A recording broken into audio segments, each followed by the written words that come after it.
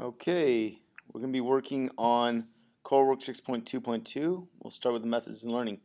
All right, it begins with the review of where we came from, lesson 6.2.1, where you helped Renard develop the equal values method of solving a system of equations. You rewrote at least one of the equations so that both equations were in y equals form. Today you will develop a more efficient method of solving equations that are too messy to solve by using the equal values method. So there's a hint. We're going to do something that works even when equal values method is really troubling. Okay, so it says solve the following system using the equal values method. Remember to get both equations into slope-intercept form first. So in other words, this one has to be converted. We will start on this one. We will subtract 3x, both sides. And that will get us 5y is equal to negative 3x minus 13. And then we will, let's subtract. Then we will divide 5 both sides. And that will get us y equals negative 3 over 5x minus 13 over 5, which isn't pretty. But anyway, we have a y equals here, we have a y equals here, so we can write our new equation with equal values method. We can write negative x minus 7 is equal to, I'm just going to copy and paste this. And it's very uncomfortable here. What I'm going to do, since I see the 5 in the denominator on both sides here, now you know what I'm going to do? I'm going to convert this into a decimal, this and this. So negative 3 over 5, I'm going to convert that into a decimal over in Desmos.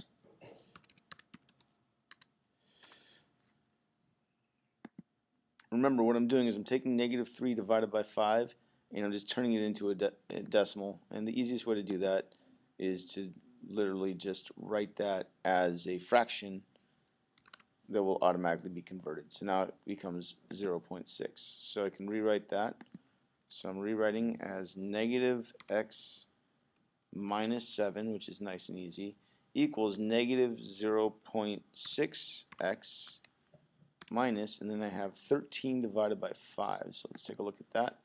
There's 13 divided by 5 is 2.6. Okay. So minus 2.6. Okay.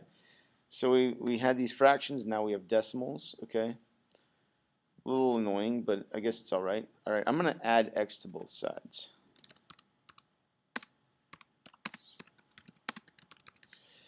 And what that will get me is negative 7 is equal to, and I have negative 0.6x plus 1x. So if I'm not sure, I can always do, what is negative 0.6 plus 1? It is 0.4. So the negative 0.6x plus the 1x that I'm adding gets me 0.4x minus 2.6. So now if I want to get x alone, I'll add 2.6 to both sides.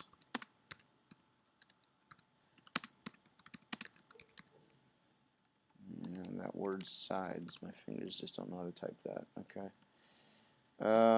That gets me, and it's negative 7 plus 2.6. It's always not a bad idea to just go back and forth.